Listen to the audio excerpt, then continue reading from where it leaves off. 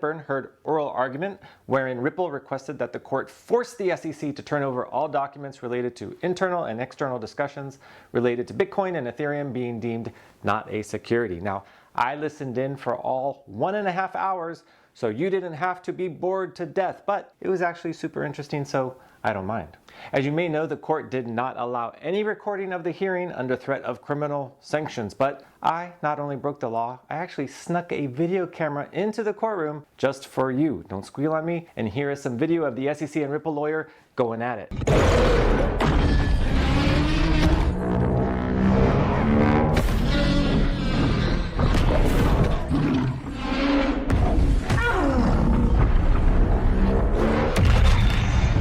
Yeah, two giant jerks who fight for no reason. It's the perfect trial lawyer analogy. Welcome back, and before we get into it, as you know, this is a legal vlog, so I don't discuss what happened today with the XRP price recently or anything related to XRP trading. This is strictly a serious, factual, legal vlog channel. And also, before we begin, remember, nothing I say is legal advice. If you really want good legal advice on the Ripple case, ask this amazing lawyer. This is a trick question, but big bonus points if you can tell me her name in the comments. She is my new hero in a robe, and I'm going to tell you why. Okay, let's orient ourselves a little into litigation, because the hearing today was about much more than whether the SEC has to produce documents, and you have to understand how important today's hearing was. Ripple answered the SEC lawsuit with 7 affirmative defenses, and the most important was Ripple's 4th affirmative defense, which is a fair notice claim, which stems from the US Constitution and is a complete defense to a securities violation, and it argues that the defendant Ripple lacked fair notice that its conduct was prohibited. Now, this affirmative defense was then followed by requests to the SEC from Ripple for any documents from the SEC about the security status of Ether and Bitcoin, any emails, any written analysis, transcripts of discussions, communications with third parties. The 4th affirmative defense of fair notice makes the Ether and Bitcoin documents relevant as to Ripple because the pronouncements by SEC executives that Ether and Bitcoin are not securities could have led Ripple to believe that XRP is also not a security, and there is your fair notice defense. So the SEC does not want to provide the documents, and also, of course, wants to get rid of what might be Ripple's strongest defense. So what did it do? The SEC moved to strike the fair notice defense, remove it from the case entirely. Now, this is a common legal tactic, and if it's successful, it's a big blow to Ripple. So keep this in mind, because in 5 minutes, I'm going to tell you what today had to do with the affirmative defense, and we're going to tie it all together. And what did we learn from our very first oral ruling on a motion today? First, we heard the judge very irritated that the hearing was being live streamed on YouTube. I think she later even warned that the court deputies were trying to figure out who was doing it and they would be subject to criminal sanctions. It's good that over 500 people were interested enough to try and get on the call. We actually maxed out their system at 500, and I think that's a good thing, because I get a sense, a feeling now that the judge knows and understands how important this case is. She's not treating this case like a run-of-the-mill Section 5 case. Now, the first thing during the hearing that jumped out at me is that the judge again referred to XRP as like other cryptocurrencies. She used the word currencies. She has not changed her language that XRP is a currency.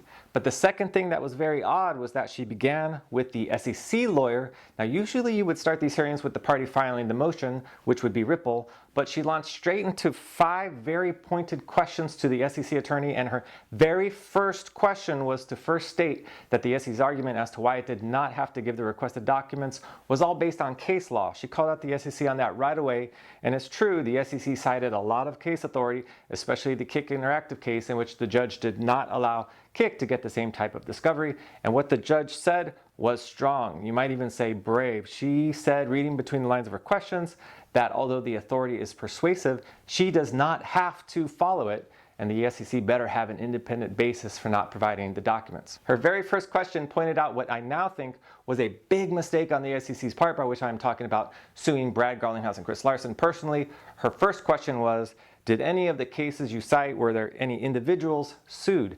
And the SEC's response was an honest no, and then some awkward silence. And here's the thing, the judge already knew that none of the cases had individual defendants. She already knew it, and so she was signaling to the SEC where her mind was already, and this was the SEC's opportunity to change her mind, and I think the SEC attorney kind of blew it.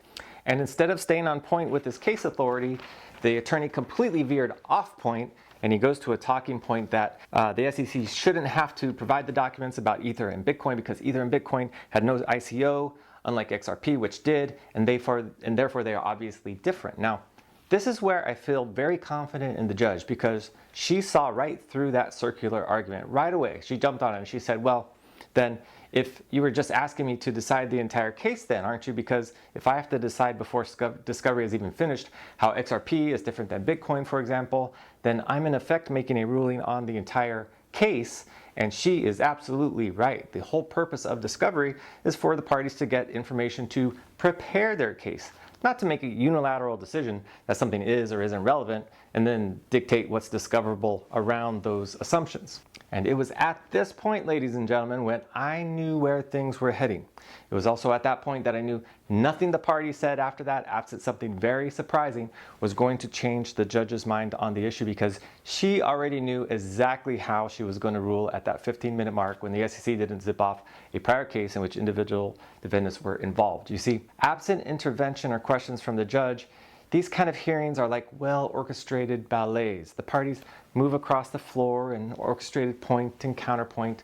Now, some are more elegant than others. I really think the SEC lawyer lost the beat there at the beginning, although he finished relatively strong. Ripple's lawyer was good, but he was no Matt Solomon. The only really shocking dance move was when the Ripple lawyer almost suggested that Jay Clayton was in bed with the Ethereum people. I think he said that Clayton embraced Bitcoin and Ether, and for a second I thought he was going to take it to that next level, and then he backed off right at the last second, almost. So after 90 minutes, the judge made an oral ruling on the record. That's the first of this court case. She ruled that the SEC must search for and provide all documents related to XRP, Ether, and Bitcoin discussions wherein any third parties were involved. Now, I expected that. The next part of her ruling was a bit of a surprise to me. In the US, we have a fairly strong deliberation privilege for government work. The deliberative privilege is kind of an offshoot of executive privilege that you might have heard President Trump raised during the 2 impeachment proceedings he was involved in. The idea is that if people in the government can't freely communicate about ideas, plans of action, and that sort of thing, without being worried about someone using their thoughts and ideas against them later, we inhibit the function of government, and that's the privilege. So I thought the judge was going to order that no documents with thought process be produced, and she partially did that, but only partially. What she ordered is that no informal things like emails, etc., be produced in regards to Ether and Bitcoin. So if, for example, an SEC employee sends an email to his work friend about Hinman's speech saying that Ether is not a security, that is not discoverable. But if there are more formal communications, memos, that type of thing, then those are discoverable. Now that was the order, and Ripple got more than I expected. But there are 2 important things at play beyond the motion being granted that you have to know about. First, with this order, the SEC is not only going to have to produce many documents, but also have to produce what is called a privilege log of documents. Now, it's just a summary, but Ripple will be able to see exactly what those documents are that are out there, all of them. Now, it kind of looks something like this. It looks like this, except this would all be filled in, so you'd even have the people that are creating the document and who it's being sent to. So even not having to produce the exact documents, Ripple will still be able to get a feel for what emails, etc. are out there, and those can be used to find additional leads for more information or even at deposition. Now, if there is a smoking gun type document out there, in the next 30 days is when the SEC will look to get out of this litigation. Now, this also conforms with Gensler getting on board, so if that is going to happen, look for that sometime in mid-May. And the second big takeaway from this hearing is what we discussed at the beginning of the video.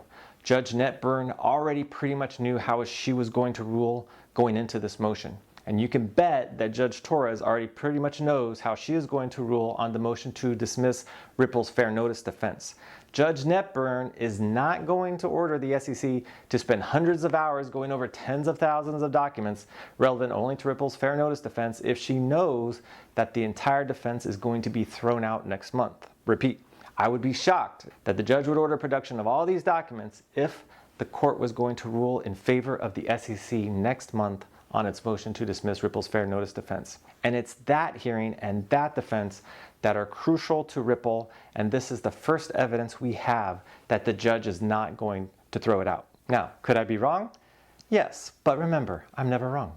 And when I am, it's always someone else's fault. So yes, motion granted for the most part, but much more importantly is what it signals for a possible early resolution of the case and for Ripple's fair notice defense, in my opinion. Thanks for watching, and yes, this was an important victory, but as they say, pride comes before the fall. Stay humble.